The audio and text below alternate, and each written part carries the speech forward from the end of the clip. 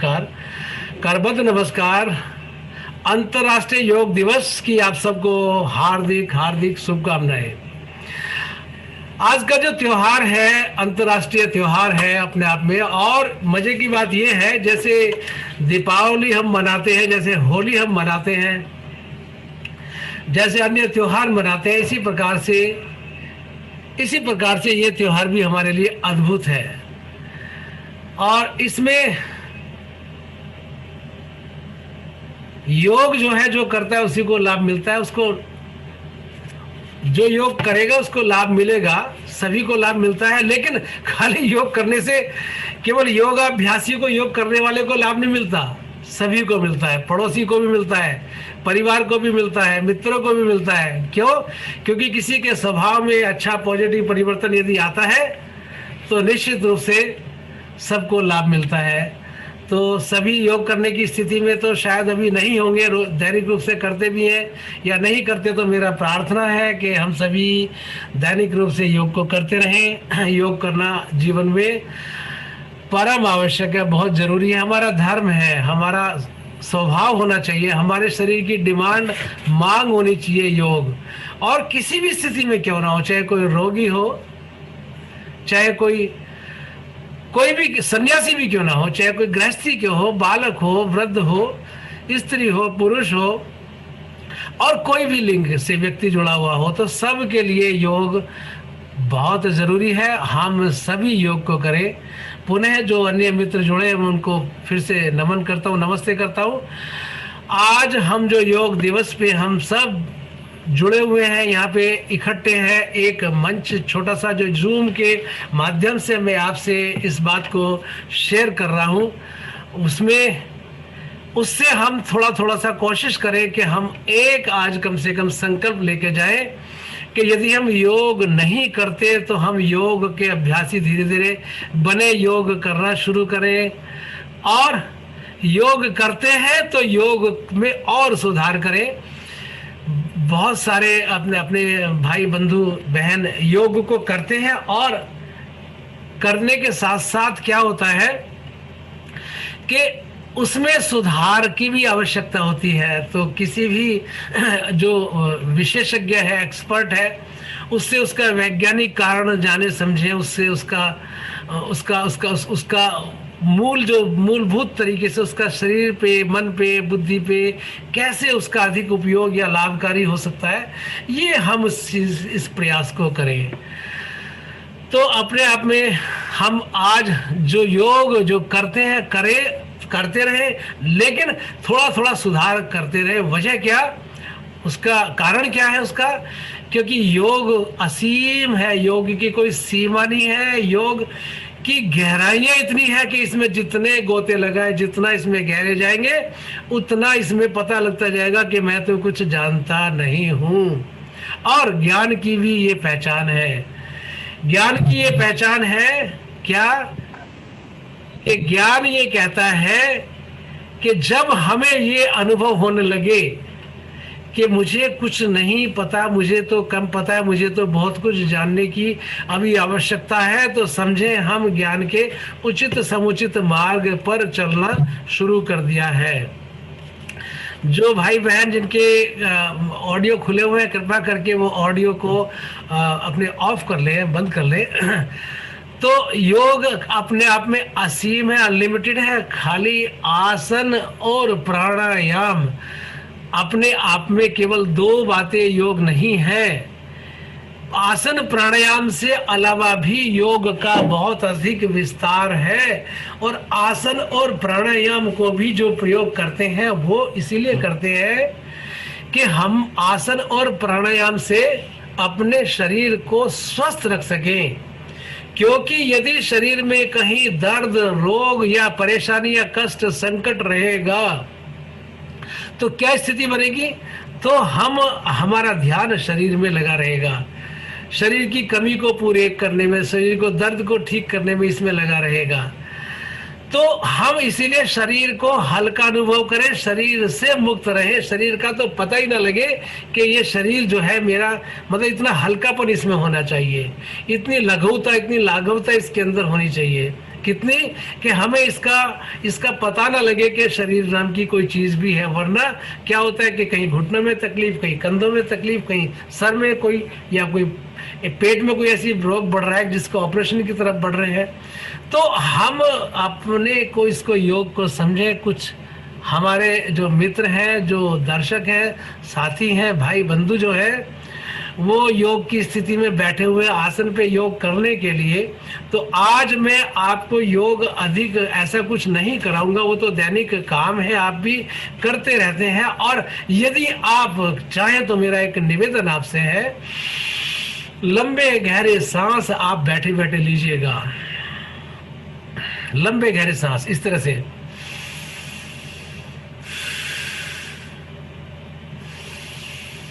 हम योग की गहराइयों को आज थोड़ा जानने समझने की कोशिश करेंगे। तो क्या कि हम जो सांस अभी की जो सांस की जो क्रिया है, ये अपने आप में जिसको प्राणायाम शास्त्रों में बोलते हैं, जो सांस की क्रिया है ये सामान्य क्रिया नहीं है। इसी को तो सूक्ष्म रूप से प्राण कहते हैं। जब कोई व्यक्ति मर जाता है तो उसको क्या बोलते हैं कि इसके प्राण उड़ गए, इसका प्राणांत हो गया, इसका शरीर इसको प्राण नहीं रहे, ये प्राण मतलब सांस नहीं रहा। तो प्राण अपने आप में एक ऐसी शक्ति है, ऐसी स्थिति है कि लंबे गहरे सांस लेंगे तो हमें क्या होगा, हमें प्राणों का वर्धन होगा। प्राण हमारा प्राण वायु बढ़ेगी। प्राण इसी को तो प्राणायाम बोलते हैं। पंच प्राण है लंबे गहरे। मेरा निवेदन है कि लंबे गहरे सांस हम लोग लेते रहें इस तरह से, क्योंकि ये सांस ही तो जिसने हमें जीवन दिया हुआ है, ये सांस ही है जिसने हमें अपने शरीर से भी जोड़ा हुआ है, जिसने हमें अपने प्रभु से भी जोड़ा हुआ है, आत्मा से, यानी पर इसी सांस ने, यही सांस जो हम भौतिक रूप से लेते हैं, है तो भौतिक सांस का लेना छोड़ना क्रिया अपने आप में, लेकिन ये हमारा फेफड़ों पे जाके, हृदय में जाके पूरे शरीर में जो फैलता है, ये हमारे पूरे शरीर में जो फैलता है, वहां से आत्मा से जीवन लेके आता है और जीवन की हमें प्राप्ति होती है। तो ये प्राणायाम की जो क्रिया है दैनिक रूप से करें, संशोधित करके करें। इसमें बहुत बारीकियां हैं। यदि हम गहराई से चलें, क्या कि प्राणायाम करते हैं सामान्य रूप से लोग जानते हैं, क्या कि भस्त्रिका है, कपालभाति है, अनुलोम विलोम है, या भ्रामरी प्राणायाम है, या उज्जयी प्राणायाम है, वाह्य प्राणायाम है, अंत्य प्राणायाम है। ये छोटी छोटी बातें सब लोग जानते हैं, लेकिन कुंभक क्या है, अंत्य कुंभक क्या होता है, बाह्य कुंभक क्या होता है, बंद क्या होते हैं, मुद्राएं क्या होती है, और बहुत 25 तो मुद्राएं हठ योग में वर्णित हैं, जिसमें अक्सर मैं प्राय एक मुद्रा का नाम लेता हूं जिसका नाम है अश्वनी मुद्रा। अश्वनी मुद्रा करेंगे। अश्वनी मुद्रा में क्या करना है जी, कि अश्वनी मुद्रा में मैं आपसे निवेदन करूंगा सभी अश्वनी मुद्रा करें। अश्वनी मुद्रा में क्या करते हैं, ये भी सारा का सारा प्राण का खेल है सारा, कि जैसे घोड़ा मल को लीद को करने के बाद अपनी गुदा को ऊपर इस तरह से खींचता है, ऐसे खींचता है गुदा को, इस तरह से अपनी गुदा को खींचे।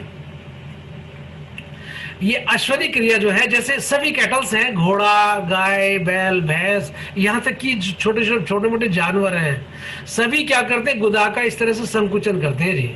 और उस संकुचन करने से अश्वनी क्रिया नाम इसलिए है कि हमें अथाह शक्ति प्राप्त होती है, अनलिमिटेड पावर के स्रोत हम बन जाते हैं। खाली भौतिक शक्ति नहीं, हमें इसमें शारीरिक शक्ति में आध्यात्मिक शक्ति प्राप्त होती है। क्यों? क्योंकि ये जो मूलाधार को आप ऊपर खींच रहे हैं ना, मूलाधार की क्रिया को, जो अश्वनी क्रिया आप कर रहे हैं, गुदा का संकुचन आप ऊपर की तरफ कर रहे हैं, जो गुदा का संकुचन आप कर रहे हैं, यही संकुचन क्या कर रहा है हमें, ये संकुचन हमें हमारी कुंडलिनी को जागृत करने में काम करता है धीरे धीरे। और ये हमारा जो रीढ़ का जो भाग है, यहाँ से ऊर्जा हमारी ऊर्ध्वमुखी चलती है। तो खाली ये शारीरिक शक्ति बल प्रदान नहीं करता, ये हमें बौद्धिक और मानसिक भी बल प्रदान करता है और आध्यात्मिक आत्मिक उत्थान में लाभकारी है। क्योंकि हमारे ब्रह्म चक्र तक अश्वनी क्रिया की अप्रोच धीरे धीरे बनती है। जब क्रिया को करते हैं तो ऊर्जा यहीं से हमारी खुलती है। यहीं से हमारा द्वार खुलता है योग में आगे बढ़ने का। तो मैं आपसे निवेदन कर रहा था कि अश्वनी क्रिया हम करें, जरा खींचे इसको। 3 रूपों में हम करेंगे। पहले तो खींच के रोकें, गुदा को खींच के रोकेंगे, अच्छा ढीला छोड़ देंगे। ये प्रोस्टेट जहां भी यानी नीचे के अंग की क्रिया कर रहे हैं, तो जो हमारी प्रोस्टेट ग्लैंड होती है उसके लिए बहुत लाभकारी है। 60+ जो लोग हमारे मित्र जुड़े हुए हैं यहाँ पे, उन वो इस गुदा का संकुचन इस तरह से करेंगे लॉन्ग प्रेस ढीला, फिर लॉन्ग प्रेस ढीला, फिर ऐसे भी गुदा को खींच सकते हैं ऊपर की तरफ को। और साथ में मूत्र के रोग और कब्ज के लिए और ऊर्जा के लिए तो मैंने आपको बताया कि लाभकारी है। जनन अंगों के रोगों के लिए लाभकारी है, और जो पाइल्स हो जाती है बवासीर, उसके लिए लाभकारी है। तो अश्वनी क्रिया अपने आप में अद्भुत है। इसको भी आप चाहे तो कर सकते हैं, बीच बीच में करते रहें। और प्राणायाम को आप करते रहें, सिर्फ लंबे गहरे सांस लेना है, छोड़ना है। क्योंकि आज हम कुछ बारीकियों से आपका परिचय मैं कराना चाह रहा हूं, क्योंकि योग जो है हमारे सर्वांगीण विकास के लिए है। सर्वांगीण विकास में हमारा शरीर भी आता है, हमारे शरीर के साथ साथ एक मन भी हमारा है, जिसमें भावनाओं का विकास जहां से होता है, भावनाओं का बिखराव, भावनाओं का संतुलन, ये जो होता है ये मन का सारा खेल है। बौद्धिक विकास भी होता है, यानी बुद्धि का खेल, जिसको जहां से हमारा बौद्धिक विकास में क्या होगा हमारा, कि प्रवृत्तिम च निवृत्तिम च कार्य भयाभय। ये एक गीता जी का सूत्र है, उसमें उसका आता है कि प्रवृत्ति और निवृत्ति यानी क्या करना चाहिए क्या नहीं करना चाहिए, इस विवेक शक्ति का जागरण होता है तो वो सतोगुणी व्यक्ति हो जाता है। तो ये बौद्धिक विकास भी हमारा किससे होता है, योग से होता है। और आत्मिक और आध्यात्मिक विकास तो होना योग का मूल उद्देश्य है। तो इसको हम सूक्ष्म रूप से, मैं बच्चों को याद कराने के लिए अक्सर इस बात को बोला करता हूं कि PMIS याद रखें, यानी P for physical, M for mental, I for intellectual, S for spiritual. तो सर्वांगीण चहुमुखी विकास हमारा करता है, यानी PMIS means physical, mental, intellectual और स्पिरिचुअल डेवलपमेंट। और इसको हम दूसरी भाषा में हिंदी में बोलते हैं शामा बोआ। सुनने में अजीब लगेगा आपको, कोई शब्द है नहीं इस तरह का, ऐसा लगता है कोई जापानी शब्द हो। शामा बोआ, शामा बोआ को हम बोलेंगे शा से शारीरिक, मां से मानसिक, बा से बौद्धिक और आ से आध्यात्मिक विकास। तो शारीरिक, मानसिक, बौद्धिक, आध्यात्मिक विकास ये हमारा योग का उद्देश्य है। तो अपने आप में जीवन को पूरी तरह से उत्थान की तरफ ले जाने के लिए, सफल बनाने के लिए योग की हमें परम आवश्यकता है। बच्चे हों, बड़े हों, स्त्री हो, पुरुष हो, सबको दैनिक रूप से इसको योग को करना चाहिए। और वैसे तो पतंजलि योग सूत्र में परिभाषा है जी, योगश्चित्त वृत्ति निरोधा, कि वृत्तियां जो हमारी हैं, जो मन की जो वृत्तियां हैं, इस पे कंट्रोल नहीं है। विचार देखो ना, चलते रहते हैं, पूरा दिन चलते रहते हैं। और ज्यादातर कौन से विचार चलते हैं, नकारात्मक विचार चलते हैं, सकारात्मक विचार कम चलते हैं। क्योंकि मन जो है इसका काम ही सोचना है, जो विचार है उसी को तो मन बोलते हैं। जब विचार हमारे बुद्धि से, हमारे मस्तिष्क से होके जाते हैं, उसी को मन बोलते हैं। तो मन को नियंत्रित करना, वृत्तियों को नियंत्रित करना, कामनाओं को नियंत्रित करना, डिजायर्स पे कंट्रोल करना, ये हमारा योग का उद्देश्य है। हमें कब क्या करना चाहिए, क्या नहीं करना चाहिए, ये हमारा योग का मूल उद्देश्य है अपने आप में। तो इसको PMIS, फिजिकल, मेंटल, इंटेलेक्चुअल और स्पिरिचुअल, या शामा बोआ, शारीरिक, मानसिक, बौद्धिक और आत्मिक विकास भी इसको हम बोलते हैं। एक अभी हम योग करेंगे जो आपने नहीं सुना, मैं वो आज आपको बात कराऊंगा। ये जो हमारा कान है, कान, इसमें जो पूरा जो कान की जो रचना है हमारे, ये जैसे बालक गर्भ में उल्टा लटका होता है, इस तरह से इसकी रचना है।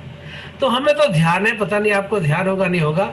हमारे गुरुजी जब हमें कुछ चीज याद, कोई अध्याय, कोई बात याद नहीं होती थी, तो हमारा कान को पकड़ के ऐसे खींचते थे ऐसे, और ये इसको मसलते थे। तो इसको, कान को हमें नीचे से पकड़ के ऐसे मसलना है, ये नीचे नीचे, नीचे से ये वाला भाग, कान वाले भाग को इस तरह से, ये हमारे मस्तिष्क का बिंदु है ये वाला। क्योंकि बच्चा जो गर्भ में उल्टा लटका होता है, तो ये जो हमारा कान का नीचे वाला भाग है ये मस्तिष्क के लिए है। और अक्सर कर्ण भेदन के पीछे भी शायद यही उद्देश्य है, जो कर्ण भेदन क्रिया जो होती है कान के, वो हमारा बुद्धि का द्वार खुल जाए, ये इस तरह से। और इसको पकड़ के ऐसे दबा भी सकते हैं,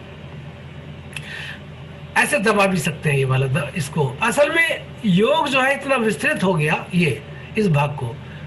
और यदि हमें रीढ़ वाले भाग को ठीक करना है, तो इसके ऊपर जो ये वाली जो कान के ऊपर जो छोटा सा एक लाइन जो होती है, ये वाली यहाँ से ऊपर चलते हैं, तो ये हमारा रीढ़ का बिंदु है, ये वाला बिंदु। तो इसको आप दबाएंगे तो अब रीढ़ की आपकी एक्सरसाइज होगी, रीढ़ का आपका एक्यूप्रेशर होगा।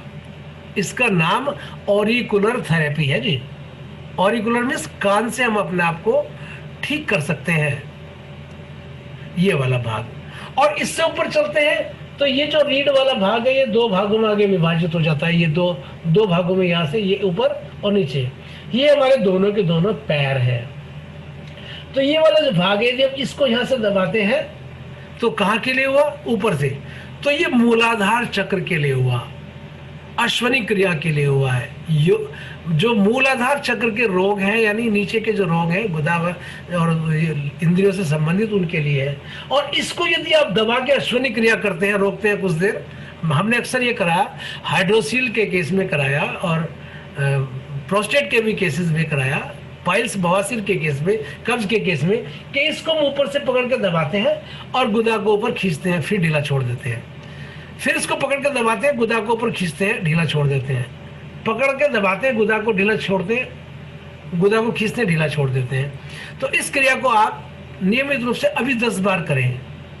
1 2, दबाते रहे, खींचते रहे, 3 4, गुदा वाले भाग को ऊपर खींचते रहे, 5 6 7 8 9 10। भौतिक जगत में भी एज वेल एज आध्यात्मिक जगत में भी इससे हमारा विकास होता है। तो योग जो है, जिसकी हम बात कर रहे थे, प्रवृत्ति वृत्तियों का निरोध, प्रवृत्ति और वृत्तियों को पे हमारा कंट्रोल होना, ये महर्षि पतंजलि ने योग सूत्र में प्रथम जो उनका सोपान है उसके अंदर वो दी, साधन पाठ जिसको बोलते हैं। तो इसमें हमारा वृत्तियां जो है हमारी खाली जन्म की नहीं है, विचारों पर नियंत्रण क्यों नहीं है? सोने के बाद भी क्यों चलते रहते हैं? क्यों मन चलता रहता है? इसीलिए चलता रहता है कि ये जन्म जन्मांतर के जो वृत्तियां हैं हमारे मन के ऊपर जो है, ये छपी हुई हैं। तो कायदे में इसका दहन करना, इसको जला देना, इसको खत्म कर देना, वृत्तियों को रोक देना, वृत्तियों को नियंत्रित कर देना, ये योग है। लेकिन एक अभी जो मैं आजकल जो बात करता हूँ लोगों से, तो एक परिभाषा बहुत उत्तम और अद्भुत परिभाषा निकल के आई, जिससे मैं बड़ा प्रभावित हूँ व्यक्तिगत रूप से। वो बात यह है कि ऐसा हर कोई काम, देखिए मैं योग की जब बात कर रहा हूँ तो योग अब हर विषय में, हर फील्ड में है। हर ऐसा कार्य जो हमें प्रभु से जोड़ने में है सहायक हो, उसको योग बोलते हैं। तो हर काम में योग हो सकता है, आहार में योग हो सकता है, विहार में योग हो सकता है। देखो ना, जितने भी आयुर्वेदिक औषधियां हैं तो आयुर्वेदिक योग बोलते हैं उसको। और पुस्तकें भी हैं आयुर्वेदिक योग संग्रह, कुछ चीजों का मिश्रण जो कर देते हैं उसको योग बोल देते हैं। तो ये हमारा योग आपका इसमें आयुर्वेद के अंदर भी है, और घरेलू जो अपने जो ज्योतिष विज्ञान होता है उसके अंदर भी योग होता है कि मृत्यु योग है, जन्म योग है, कोई किसी कार्य को करने का योग है। तो योग हमारा सब जगह फैला हुआ विस्तृत है, और इसका कोई सीमा नहीं है, असीम है अपने आप में। लेकिन कुछ बालक भी बैठे हुए, मैं उन बच्चों का भी स्वागत करता हूँ आज की जूम की इस कक्षा में, और मेरा मन है उन बच्चों को भी कुछ थोड़ा सा कराया जाए, उनको बच्चों को भी थोड़ा सा प्रयोग कराया जाए। तो ये जो है स्थिति जो मेरा बताया, ये तो हमारा बुद्धि को बढ़ाने के लिए है, बुद्धि को वर्धन करने के लिए। एक हम योग मैं बच्चों को कराऊंगा अभी फिलहाल, वो क्या है, बड़े भी करेंगे, सभी इसको कर सकते हैं, कि जो दिल है वो डरता है, हम अक्सर डर भय का हमारे ऊपर भाव बना रहता है। तो इस भय से कैसे मुक्त हो, इसके लिए एक आसन है जिसका नाम है सिंहासन। सिंहासन, सिंह शेर को बोलते हैं। तो मैं सभी बच्चों से निवेदन करूंगा, बच्चे भी करेंगे, बड़े भी करेंगे। इसमें क्या करते हैं, हम बैठे रहेंगे, इसी स्थिति में बैठे रहेंगे, और इसी स्थिति में बैठे बैठे जीव को हम बाहर निकालेंगे, सांस को अंदर भरेंगे, आवाज के साथ, दाढ़ के साथ सांस को बाहर निकालेंगे।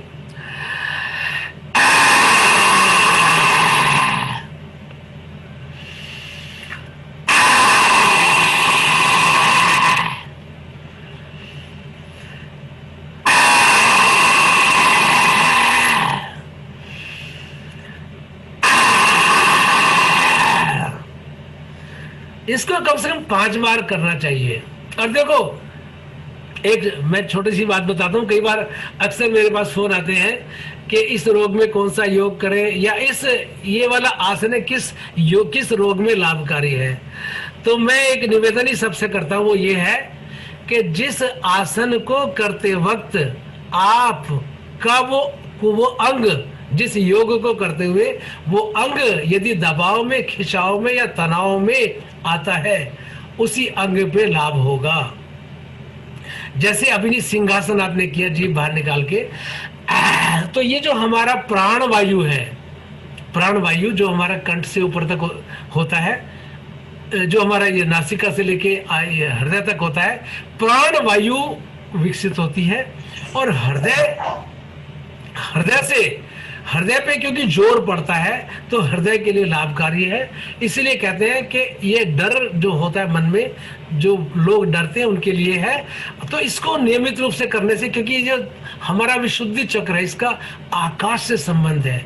यह विशुद्धि चक्र होता है, आकाश से संबंध है, इसका वाणी से संबंध है। पूरी आकाश में हमारी वाणी, इसको प्रभाव मिलता है, ये प्रभावित होती है, और थायराइड के लिए लाभकारी है, और हमारे गले के रोग के लिए, और बच्चों को क्योंकि कराया तो हमारे टॉन्सिलाइटिस के लिए, टॉन्सिल के लाभकारी है। तो टॉन्सिल की जो क्रिया होती है, ये टॉन्सिल की जो बीमारी होती है, उसके लिए अद्भुत है अपने आप में।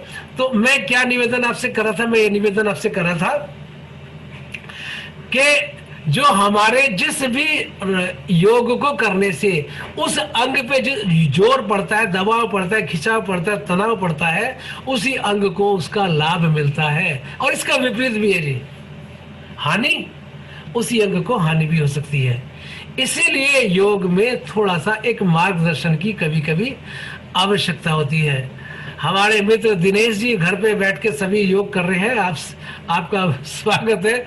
भूपेंद्र जी यमुना विहार से जुड़े हुए हैं। और तो सभी मित्र, कम से कम हम आज ये कोशिश करें, संकल्प लेके जाए कि जीवन में किसी न किसी को दैनिक रूप से योग से जोड़ना है। और कौन से योग से जोड़ना, चाहे वो कर्म योग हो, चाहे भक्ति योग हो, चाहे ज्ञान योग हो, और चौथा जो योग है वो हमारा इसका राजयोग हो, किसी न किसी योग से जोड़ने का काम करना है। क्योंकि हमारे पास जो होगा वही तो दूसरे को देंगे। हमारे पास शांति होगी, शांति देंगे, हमारे पास अशांति होगी, अशांति देंगे, गुस्सा होगा, गुस्सा देंगे। तो कोशिश करें अपने आप को फुलफिल कर दे, ऐसी एनर्जी से भर दे जो आध्यात्मिक ऊर्जा है। क्योंकि योग का जो उद्देश्य है वो हमारी जो अपनी चेतना है, मूल चेतना, मूलभूत जो चेतना है, जिससे हमारा जीवन चलता है, जिससे हमारे प्राण चलते हैं, वो चेतना, उस चेतना को समझना, उस चेतना से जुड़ना, हमारी अपनी व्यक्तिगत चेतना से जुड़ना, प्लस व्यक्तिगत चेतना का सार्वभौमिक चेतना। सार्वभौमिक चेतना, सार्वभौमिक कौन है? प्रभु है, परमात्मा है। इससे जुड़ना ये अपने आप में ये योग है। तो योग अपने आप में असीम है, अनूठा है, अद्भुत है। तो चारों विकास हमारे होते हैं, सर्वांगीण विकास होता है, शरीर, मन, बुद्धि और आत्मा, इसका विकास होता है, संतुलन होता है। और प्रायः जो योग के जो अलग अलग केंद्र है, सेंटर है, वहां पे लिखा होता है balance in body, mind and soul, कि शरीर, मन और बुद्धि और आत्मा में संतुलन। यानी जितना शरीर को जीवन व्यापन के लिए चाहिए उतना बढ़िया स्वास्थ्य, बल प्रदान होता है योग से। क्योंकि प्राणायाम से, योग से बल भी मिलता है, शक्ति भी मिलती है। लेकिन थोड़ा खेद और दुख इस बात का है जी कि योग और प्राणायाम में समस्या एक बात की छोटी सी ये आती है कि योग और प्राणायाम को केवल हम योग को बीमारियों को ठीक करने में प्रयोग करते हैं और अपने उद्देश्य को छोटा बना लेते हैं। तो मैं सभी भाइयों बहनों से, मित्रों से ये निवेदन करूंगा कि योग के उद्देश्य को बड़ा करें। बड़ा क्या है कि योग का उद्देश्य बीमारियां तो उसका एक छोटा सा एक कॉम्प्लीमेंट्री आपको उसका गिफ्ट है। वो तो अपने आप में होना ही है, ठीक, वो तो आपको मिलना ही है। इसके साथ साथ हम कोशिश करें कि मन से बुद्धि से आत्मा की यात्रा की तरफ हम आगे बढ़े और दैनिक रूप से हम योग से लोगों को जोड़े और योग से संबंधित करें। तो एक इंग्लिश की कहावत है, no yoga no peace. No yoga no peace, यानी 4 बार इसमें नो आता है। पहली बार जो 2 नो है वो है NO, no yoga no peace. पहली बार वाले 2 नो है तो NO है कि यदि योग नहीं है तो शांति नहीं है। और दूसरी बार के में जो नो योगा नो पीस है वो है KNOW कि यदि आप योग में नहीं है तो आप क्या है, अशांत है। तो शांति प्राप्त करने के लिए योग की आवश्यकता है और योग नहीं है तो जीवन में शांति नहीं है। तो उद्देश्य हमारा केवल शांति भी नहीं होना चाहिए, क्योंकि शांति भी उसका एक कम्प्लीमेंट्री भाग है। तो हम योग करें शरीर के लिए, केवल तन के लिए ना करें, मन के लिए भी करें। और हमारा जो सत्य सनातन परंपरा का एक ये उभरा हुआ जो जिसको वर्ल्ड वाइड, जिसको लाइक कर रहे हैं, जिसको समझ रहे हैं, जिसको जानने की कोशिश कर रहे हैं, उसका नाम जो योग है, ये पूरा विश्व इसको जानना समझ रहा है। तो मैं अपने जो आने वाली जो पीढ़ी है उससे भी, हमारी पीढ़ी से जुड़े हुए लोग भी हैं वो उनसे भी, और जो हम मेरे से आगे अग्रिम पीढ़ी जो है उससे भी एक निवेदन करूंगा कि योग की गहराइयों और बारीकियों को हम समझे, गीता जी को भी समझे, पढ़े, देखे, जाने। आजकल तो ऑडियो है, आजकल यूट्यूब भी है, बहुत सारे साधन है। उपनिषदों को समझे, वेदों को समझने की कोशिश करें। और साथ में जब तक अपने भीतर विकास नहीं हुआ तो सारे शास्त्र बेकार है।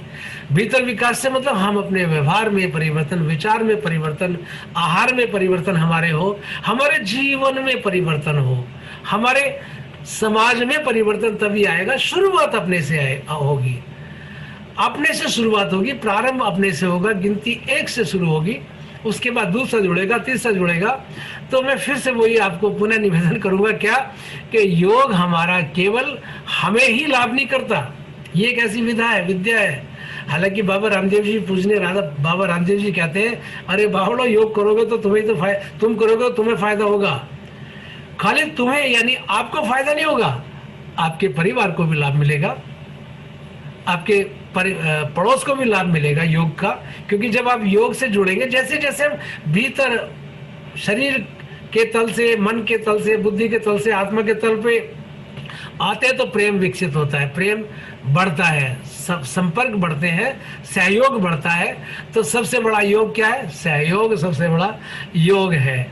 तो हम अपने आप में कोशिश करें, समय क्योंकि अभी बहुत कम रह गया है, जो जूम मीटिंग का एक लिमिटेड समय होता है, थोड़ा बहुत कम समय है, तो कोशिश करें इस संकल्प के साथ हम आगे बढ़ें कि हम नियमित रूप से योग को परिवार के साथ बैठ के करें, परिवार के सदस्यों के साथ करें, अन्य मित्रों के साथ करें, पार्क में करें, दिखा के करें, सुना के करें, बजा के करें, जिससे कि लोग योग से जुड़ें और अपने भीतर ऐसा परिवर्तन करें कि बहुत चेतना में हमारी चेतना का विकास हो, हमारे अपने शरीर बीमार पड़ने की फ्रीक्वेंसी कम हो, जिससे इसी से तो लोग प्रभावित होंगे कि हम किसी रोग को लिए घूम रहे थे, परेशानी, बीमारी को, संकट को लिए घूम रहे हैं।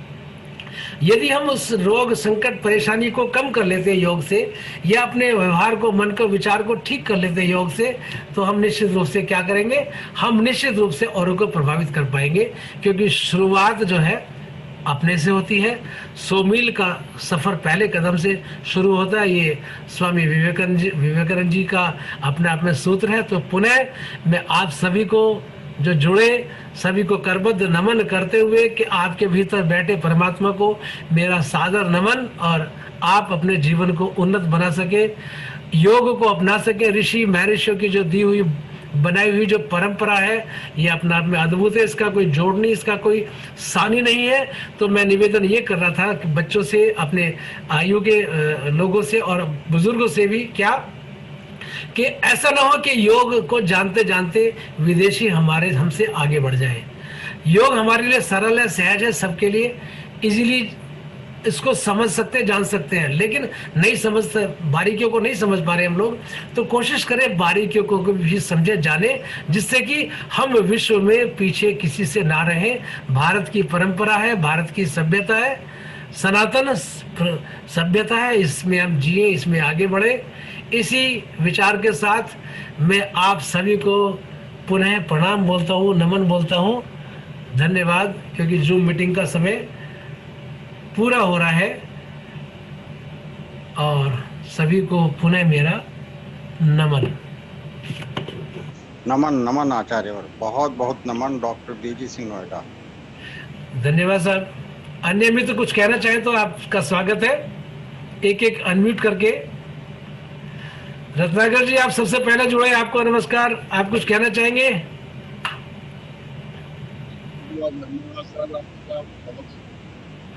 धन्यवाद।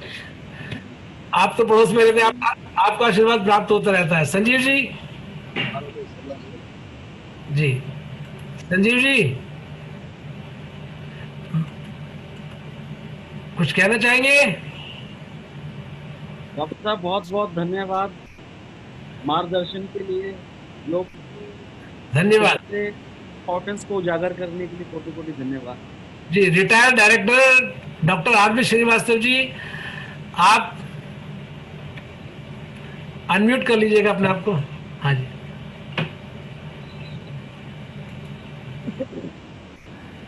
जी, मुझे सुन पा रहे हैं आप? आज सुन पा रहे हैं, सब सुन पा रहे हैं।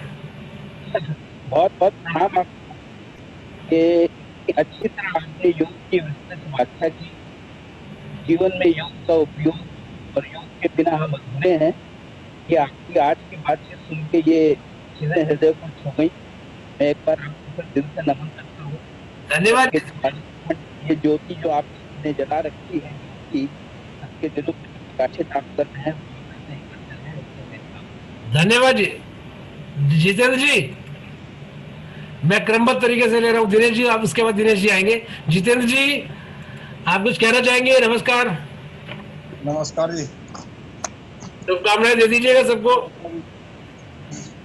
बहुत बहुत बढ़िया डॉक्टर साहब, बड़ा अच्छा लगा। धन्यवाद साहब। दिनेश जी। डॉक्टर साहब जय श्री राम। जय श्री राम भाई साहब। आपको बहुत बहुत धन्यवाद। धन्यवाद। हमें भी लगा आपने हम लोगों को जोड़ा और हम सभी मित्र पुनः एक बार मिलेंगे मंच पे कभी। भूपेंद्र जी, यमुना विहार से विभाग प्रौढ़ कार्य प्रमुख जी। हाँ डॉक्टर साहब नमस्कार। नमस्कार भाई साहब। आपसे मुलाकात होती रहती है, आप बहुत दिन बाद हुई है जूम पर। तो आज मैंने सोचा, आपका मैसेज आया था तो मैंने सोचा आप सारे काम छोड़ करके आप डॉक्टर साहब के साथ ही उसका सानिध्य प्राप्त कर देंगे। धन्यवाद। तो अच्छा लगा। Thank you sir. नमस्ते सर। बहुत अच्छा नमस्ते लगा जी। नमस्ते, धन्यवाद। आप तो भागवत कथाएं भी सुनते रहते हैं, अच्छा लगता है। जी धन्यवाद। उमाशंकर जी, उमाशंकर जी अनम्यूट कर लीजिएगा। जी भाई साहब जय श्री राम। जय श्री राम। धन्यवाद जी। हाँ भाई साहब, ये आपका पूरा कार्यक्रम, हमने पूरी शाखा पे सभी कार्यकर्ता थे और सभी ने आपके इसका योग का लाभ लिया। और जो बच्चे भी थे उनको तो आज पहली बार पता लगा कि कानों की क्रियाओं से ऐसा भी होता है। उन बच्चों को करते हुए ऐसा अच्छा रहेगा। नमस्कार। धन्यवाद। राकेश जी भी हैं, वो कहना लगे नहीं तुमने पहले क्यों नहीं बताया, मैं और भी जुड़ जाता। राकेश जी से बात की है। सबको मेरा नमस्कार बोलना, गलतियों के लिए माफी। डॉक्टर अभिजीत सिंह जी।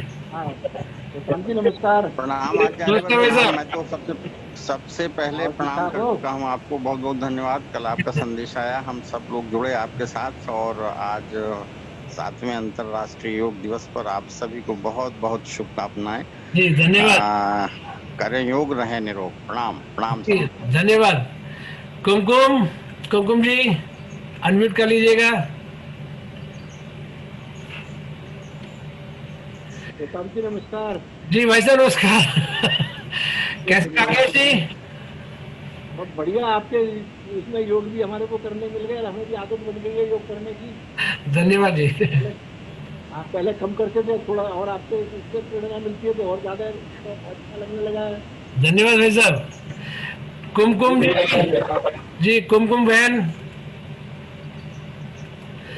जी, शायद वो नहीं है।